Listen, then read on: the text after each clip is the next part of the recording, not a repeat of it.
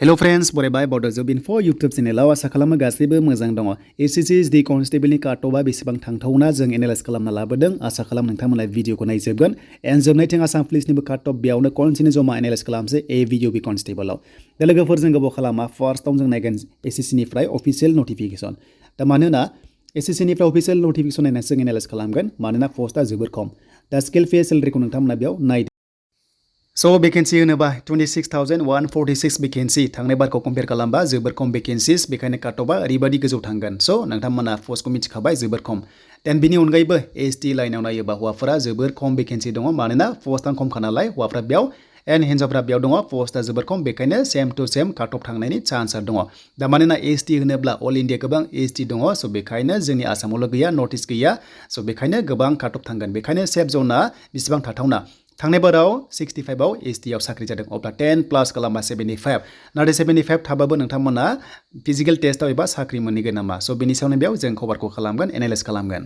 जे दानि कम्पिटिशना एसे गोजौ जाबाय सो बेखायनो नोंथांमोनाहाय काटअफआ एसे गोजौनिफ्राय गोजौ थांगासिनो दङ थ' बेनिफ्राय भेकेन्सियाबो बुंनो थाङोबा जोबोर खम दा भेकेन्सिखौ बुंनायनि सिगां जों नायगोन एग्जाम प्रसेस आरो लोगोसे नेगेटिभ मार्किंआ बिग चेन्ज जादों अके सो बेखौबो नोंथांमोना मोजां नोटिस खालामबानो जाबाय थांनाय बारावहाय नेगेटिभ मार्किंआ बारा दंमोन देग्लाय एसे रेहाय होदों रेहाय माने बेयाव माबायदि कन्डिशन जों बेखौ नायगोन दा जों एग्जामखौ नायोब्ला नोंथांमोना गासै 80 कुइसन मोनदों आरो मोनसे हाबाने 2 नाम्बार मोनदों गासै 160 नि एग्जाम जागोन अके बे 160 आव बेसेबां नाम्बार मोनोबा नोंथांमोना सेफ जोनाव दङ साख्रि मोननायनि बेखौ जों गोबां कुइसन खालामगासिनो दङ एनालाइज खालामना लाबोदों बेखायनो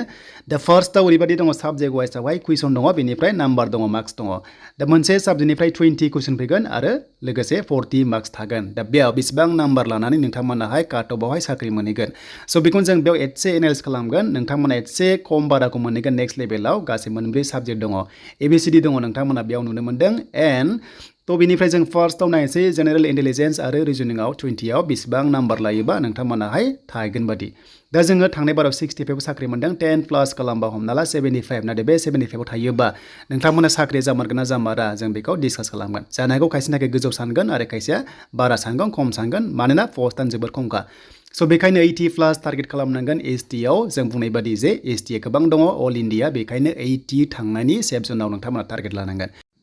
दा बे 80 नाम्बारखौ मोननो जोबोर इजि नोंथांमोना जोबोर इजियाव 80 मोनगोन मानोना जोबोर इजियाव नोंथांमोना 80 स्कर खालामबा बेसेबां नाम्बार लानांगोन जों बेखौ एनालाइज खालामगोन दा जों इन्टेलिजेन्स आरो रिजनिंआव जोङो लानोसै बेसेबां मोनथावना 8 कुइसनखौ जों कारेक्ट खालामबाय अके 8 कुइसन अनलि 8 कुइसन जों 16 बेयाव मोनबाय देन नेक्स्टआव नोंथांमोननि जिके अके जिकेआव 20 जिके दङ बेयाव 15 कभार खालामबाय अब्ला 30 मोनबाय अके स' 30 मोनबाय देन बेनिफ्राय नेक्स्टआव मेथ्सआव जोङो मेक्सिमाम हायाखौ सानना लाबाय देन मेक्सिमाम जोङो मेथ्सखौ हाया सानना लाबाय खायसे हागोनबो जास्ट जों 8 कुइसन बेयाव कारेक्ट खालामबाय देन बेनिफ्राय इंलिश थ' इंलिश जों बेखौबो नायगोन दा हमना ला नोंथांमोना बेयाव प्लास खालामबाय जिकेआव 15 देन बेनिफ्राय ओरैहाय 16 जाबाय 31 अके 31 कुइसन कारेक्ट जाबाय देन इंलिशआव जोङो माखासे मेक्सिमाम हाखायो आरो खायसे हायाबो जास्ट जों बेयावबो 9 कुइसन जों कारेक्ट लाबाय अके अब्ला नोंथांमोना मोनबाय 40 कुइसन जाखाबाय नै स' 40 कुइसन कारेक्ट खालामनाय लोगो लोगो नोंथांमोननि 80 नाम्बारा इजियावनो फैबाय जास्ट बेबायदि नोंथांमोना एनालाइज खालाम जे टारगेट खालाम नोंथाङा बबेयाव साबसिन हायो बेखौ मोजां फकास खालामबानो जाबाय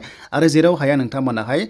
एन्सारखौ होआबानो जाबाय मानोना नेगेटिभ मार्किं दङ 1/2 नाथाय नेगेटिभ मार्किं थांनाय बारावहाय जोबोर बारामोन दा 40 into 2 नोंथांमोना 80 कुइसनखौ मोननायनि चान्सआ दंखायो अके 80 नाम्बारखौ नोंथांमोना मोननायनि चान्सआ दंखायो थ' बिनिफ्राय 80 मार्क्स मोनोबा नोंथांमोना 100% सेफ जन थानायनि चान्सआ दङ देन नेगेटिभ मार्किंआ 1/2 ल' थांनाय बाराव 0.5 दङमोन जेरावहाय मोननै रं जाबानो 1 थाङोमोन स' एबारो जोबोर मोजां जादों बेखायनो नोंथांमोना पस्ट खम हिसाबै नेगेटिभ मार्किंखौ एसे रेहाय जादों बेखायनो मोजां जाबाय स' नोंथांमोनाहाय मोनब्रै रं जाबासो नोंनिफ्राय -1 पइन्ट थांगोन दा बेनो नोंथांमोना 80 आव स' नोंथांमोना सेफ जन थानायनि चान्सआ दङ